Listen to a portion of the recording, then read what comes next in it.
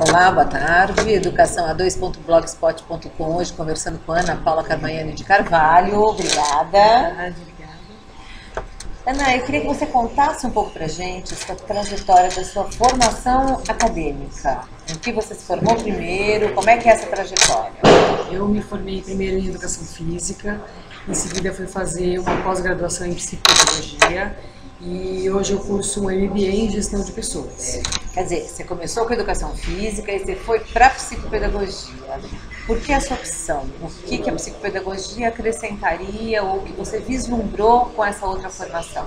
A psicopedagogia me proporcionou conhecer um pouco mais o processo de aquisição da aprendizagem, do desenvolvimento das crianças, dos adolescentes, das pessoas, enfim, como se constrói esse processo e quais as etapas que podem ser mais complicadas, o que pode gerar uma dificuldade maior nesse processo. Então a psicopedagogia me trouxe esse olhar mais da construção desse processo.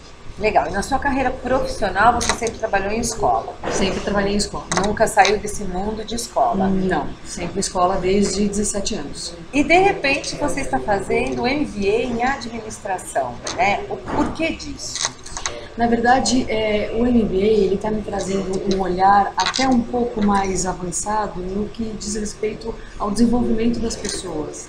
Então, após conhecer um pouco melhor como a aprendizagem se desenvolve no processo infantil, eu comecei a ter um olhar de como as pessoas que desenvolvem essa aprendizagem se preparam e se constroem também nesse processo.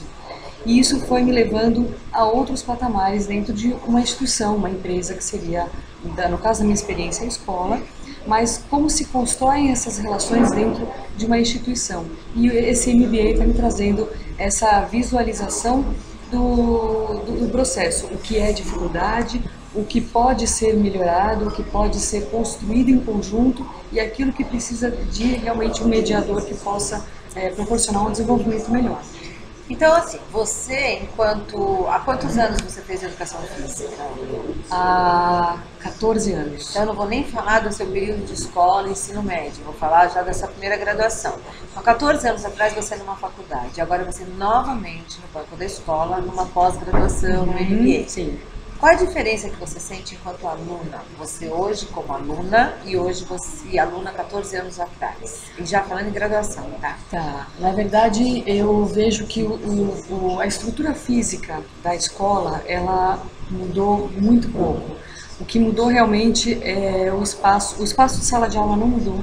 As carteiras, elas continuam sendo dispostas da mesma forma e até voltando um pouquinho antes da graduação mesmo. Na década de 90, quando eu estava na escola, é o mesmo formato. Então, as carteiras enfileiradas, a lousa ainda continua, em alguns ambientes, é a lousa verde com giz, em alguns você já tem a lousa branca com a caneta e em algumas escolas você já identifica a lousa digital, que ela é interativa, então ela traz a participação do aluno, mas o ambiente em si, ele ainda é um ambiente tradicional, das carteiras enfileiradas e do professor na frente como realmente o mestre daquele momento.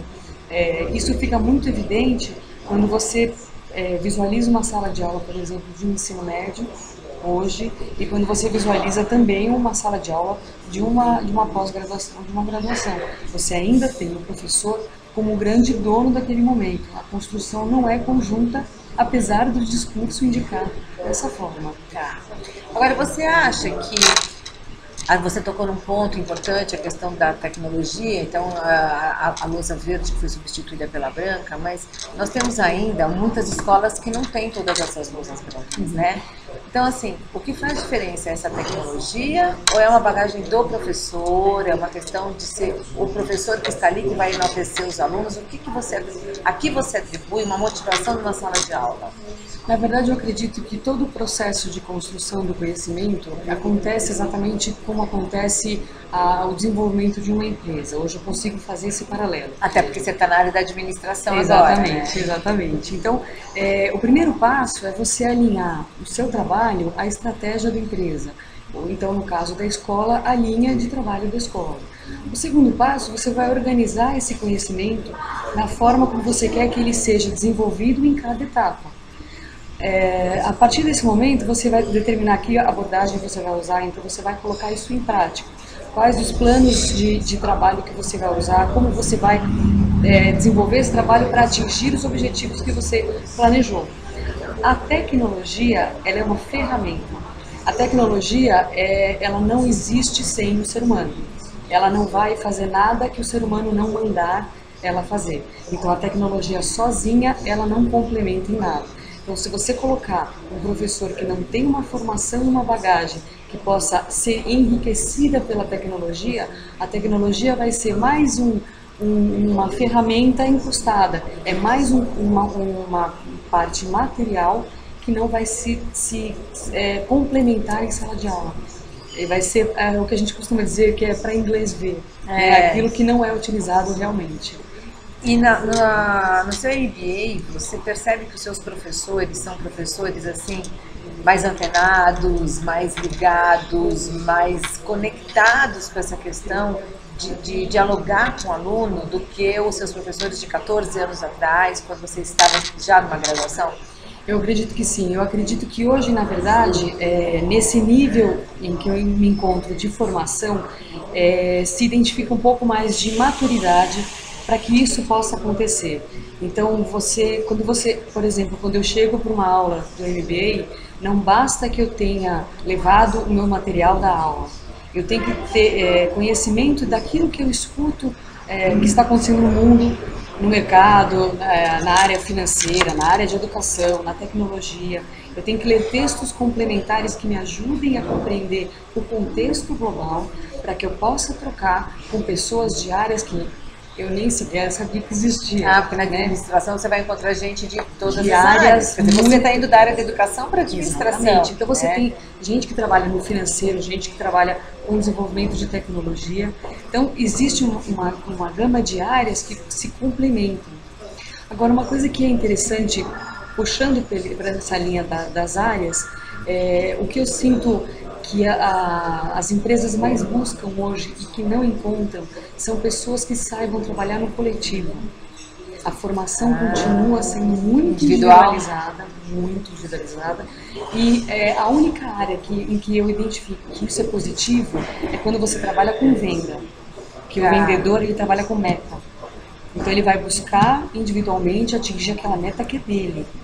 Mas se você pensar numa empresa que ela tem que buscar resultado e que ela tem que se desenvolver, ela tem que trabalhar no coletivo. Então, você sente falta disso? Dá pra gente fazer um gancho e imaginar que assim, que as escolas deveriam preparar melhor os alunos para o coletivo? Seria isso? Você acha que os alunos estão chegando à graduação sem ter a noção do trabalho em equipe? Eu acho que o próprio sistema de educação no Brasil, ele é muito individualista.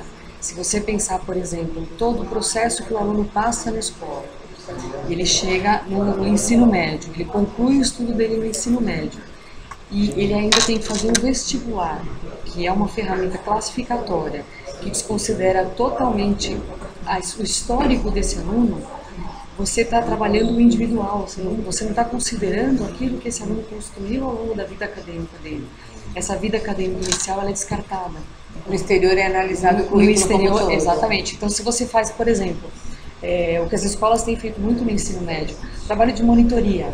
Um aluno que se destaca numa área, ele vai fazer uma monitoria de alunos, isso no exterior conta pontos para ele ser selecionado pela faculdade. Ele não vai fazer uma prova, ele vai ter uma pontuação, você pode fazer essa faculdade. Nós vamos analisar o seu registro e ver se você tem um perfil da nossa faculdade, para você representar o nosso nome. Quando você fala isso, e lembrando agora, fazendo um gancho, normalmente a gente sabe que para o exterior o que conta muito é o aluno ter feito um trabalho voluntário, né? Por quê? Porque o trabalho voluntário ele envolve equipe, ele envolve doação. Né? Então, quer dizer, seria como incorporar a nossa matriz curricular até o ensino médio, esse trabalho voluntário, que é diferente do trabalho assistencialista, mas é você se doar para um grupo. Né? Então, assim, hoje, quer dizer, se eu pensar, você passou a sua vida inteira sentada no banco de uma escola. Porque você fez até o ensino médio, depois você fez uma graduação, daí você fez um pós-graduação, agora você está fazendo MBA. Isso te basta ou essa questão de sempre querer mais para completar? Como é que é essa vontade de um jovem, né, da sua idade? Na verdade, eu posso responder Aí, nesse caso, muito particularmente, porque o estudar, o buscar um conhecimento a mais, sempre foi alguma coisa que fez parte do meu perfil. Eu tenho prazer. Eu costumo dizer que eu saio de uma aula em que eu não conhecia nada. Eu saio mais feliz dessa aula do que de uma aula em que eu já conhecia o conteúdo e que eu já sabia o que ia ser desenvolvido e que eu tive pouco acréscimo naquilo que na minha bagagem. Então, quando eu saio de uma aula e eu tenho que pesquisar mais, eu tenho que me situar, eu tenho que buscar livros ou conversar com pessoas que tenham esse conhecimento, eu saio me sentindo muito mais desafiada do que no momento em que eu já sabia, ou que eu já tinha esse conhecimento. Olha que interessante, né? A Ana está falando de motivação, de desafio, pelo prazer de aprender. Quer dizer, toda vez que a professora desafia, ela se sente mais motivada. Exatamente. E mais satisfeita consigo própria porque ela aprendeu algo. Exatamente. Um dos ganchos que eu acho que é possível fazer, Ana, é quando você diz, né, que você tem que ler mais, estar mais antenada. Qual é a importância hoje, você já atuando, você já trabalhando e sendo aluna, de uma leitura de jornal, seja um jornal online, ou seja um jornal realmente impresso? Qual a importância de uma leitura de jornal diária para qualquer aluno hoje em dia, para qualquer adulto? Eu acredito que qualquer tema que você possa acessar no jornal, um aluno, por exemplo, vou dizer por mim, tá? Se eu pegar hoje a área de economia do jornal, não é a minha área, eu não sou conhecedora de economia, eu conheço o mínimo que todo mundo conhece, mas eu consigo extrair, hoje, depois de um tempo de estudo, eu consigo extrair de uma leitura de uma página de economia, um conhecimento para aplicar na minha área de atuação, dentro de educação, dentro de formação, dentro de um MBA. Eu consigo transformar o conhecimento que eu acesso num jornal para aquilo que eu preciso usar no meu dia. Então, isso que você está falando é competência da comunicação, né? É você conseguir utilizar todas as suas habilidades de raciocínio para depois você fazer uma implicação de um conteúdo dentro daquela, ou não da sua área, mas aonde você consegue fazer a relação e você está contextualizando. Isso, exatamente. De novo, a gente cai na questão do significado, da aprendizagem significativa, que eu acho que é o que motiva e eu acho que é o que te leva a aprender e a querer sempre mais. Exatamente. Né? Que conselho você dá para um jovem, Ana, que está terminando aí uma graduação? Uma graduação, eu acredito que o melhor conselho é se dedicar muito à leitura, à cultura geral, à experimentação, não ter medo de tentar errar. Eu acho que o melhor caminho de aprendizagem é o erro. O erro, você constrói uma aprendizagem muito mais sólida em cima dele do que um caminho sem erro e sem tentativa e sem descobertas. Eu acho que esse caminho da experimentação é fantástico. Que eu acho que realmente é um caminho que você vivenciou, uma vez que você começa com a educação física, você vai para a psicopedagogia e você está na administração. Exatamente. Né? Você se arrependeu de ter feito algum desses cursos? Não me arrependo de nenhum, eu acho que todos eles são complementares para a minha formação hoje, para a visão que eu tenho. Até existe uma prática que está se tornando comum nas empresas, elas estão experimentando pessoas de áreas diferentes, colocando uma pessoa, por exemplo, da área de economia para trabalhar na área de RH, porque a contribuição do tipo de visão, do tipo de formação que se tem de uma pessoa de economia, de um economista, pode contribuir para o RH, que é muito mais focada, muitas vezes, até no emocional. E a economia pode trazer o equilíbrio da razão, então trazer uma visão mais bifurcada e não tão focada num objetivo único. São visões diferentes de pessoas diferentes, mas que se complementam no momento que eles formam uma equipe. Exatamente. Então, perfeito. O seu recado hoje para os jovens seria? Tente, erre, experimente, não tenha medo, não se arrependa, que vai valer a pena. Educação a2.blogspot.com agradece a sua presença. Obrigada, Ana.